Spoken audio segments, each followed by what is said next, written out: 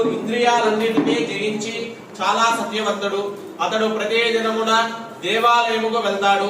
బ్రాహ్మణులకు విశేష దానమిచ్చి ఎంతో సంతోష పెడతాడు. అతని భార్య చాలా సౌందర్యవతి, మంచి గుణము కలది. ఆ దంపతులు ఒకనాడు భద్రశీలా నది తీరమున సత్యవ్రతము ఆచరించుతున్నారు.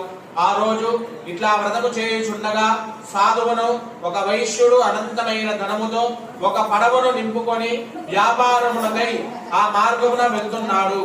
రాజు చేయుచున్న ఆ వ్రతమును చూసి తన పడవను ఒడ్డుకు పట్టించి రాజు వద్దకు వెళ్లి ఇట్లా అడుగుతున్నారు, ఓ రాజా, నీవిప్పుడు చేయుచున్న వ్రతమేమి?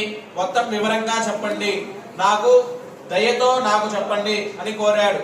వైశ్యుడు అట్లా అడగగా రాజు ఇట్లా చెప్తున్నారు, పోయి పుత్రులను పొందుటకై మేము శ్రీ సత్యనారాయణ వ్రతము చేయుచున్నాము అని చెప్పి ఆ వ్రతమును ఆచరించే విధానము కూడా తెలిపారు.